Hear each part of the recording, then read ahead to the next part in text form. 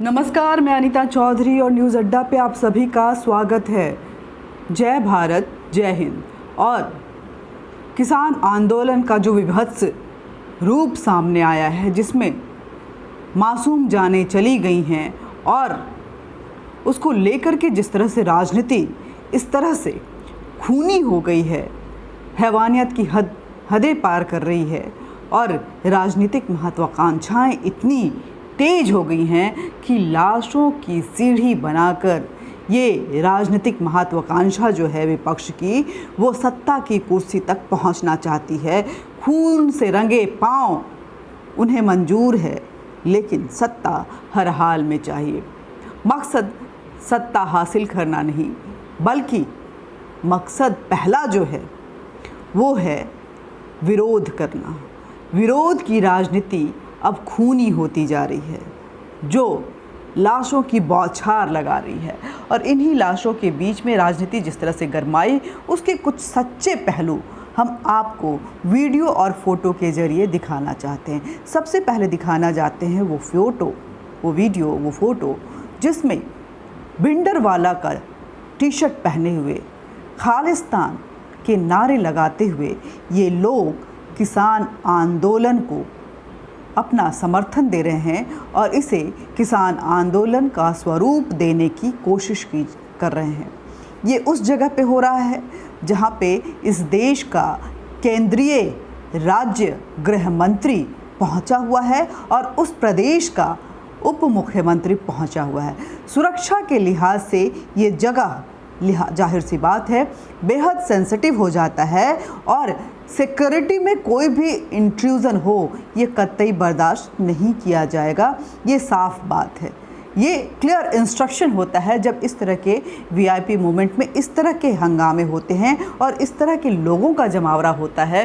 तो जाहिर सी बात है विश्वास तो किसी पे नहीं किया जा सकता ना, कि पता नहीं ये किसान आंदोलन का मुखौटा पहने ये लोग जो भिंडर वाले की टी शर्ट पहने हुए हैं, जो कि एक खालिस्तानी आतंकी था, जिसको कि भारतीय सरकार आज तक खालिस्तानी आतंकी के रूप में ही देखती है, जो खालिस्तान की मांग करता था। और जो लोग खालिस्तान के नारे लगा रहे हैं, झंडे लिए हुए हैं, उन लोगों पे आखिर कैसे विश्वास किया जाता है। चलिए, ये अलग पहलू हुआ, आपने देखा इस वीडियो और फोटो को। दूसरे पहलू पे आते हैं।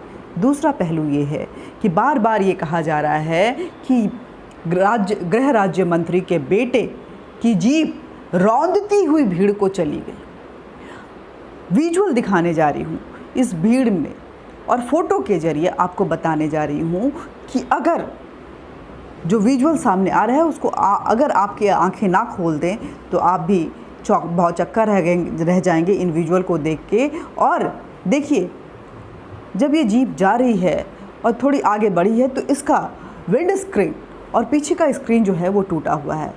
ऐसा लग रहा है कि ड्राइवर को भी चोट आई है। उसके बाद ड्राइवर अनबैलेंस्ड हो गया और गाड़ी वहाँ से रौंदती हुई थोड़ी आगे बढ़ गई।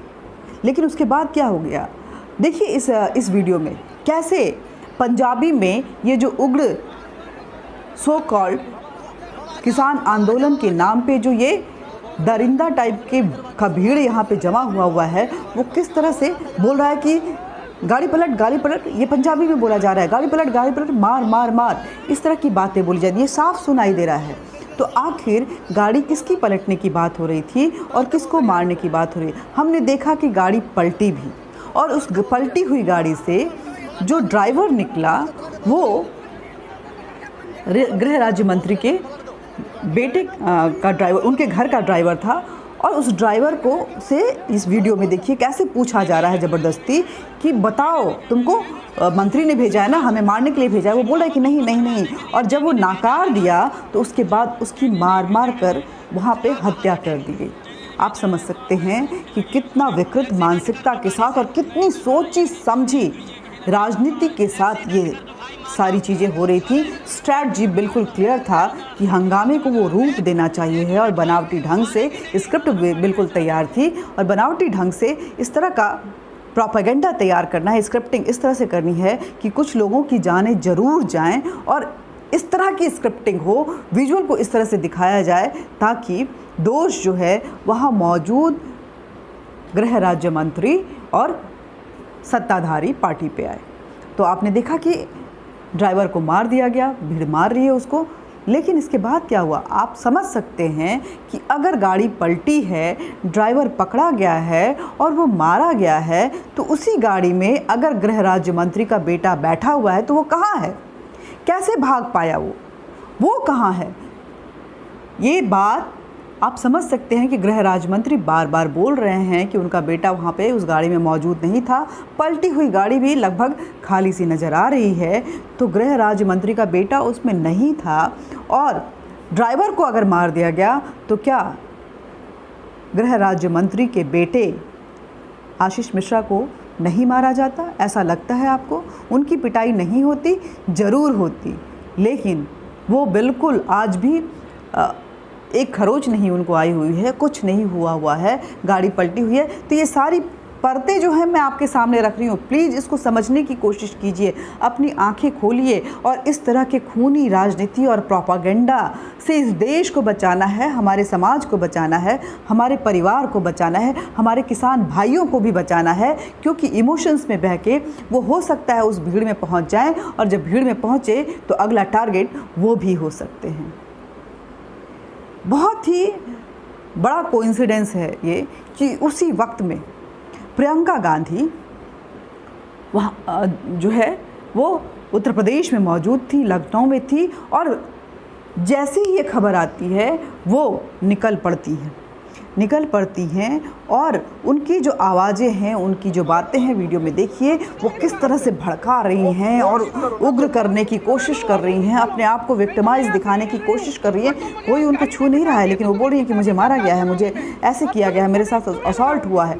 ये सारी बातें वो प्रूव करने की कोशिश कर रही हैं।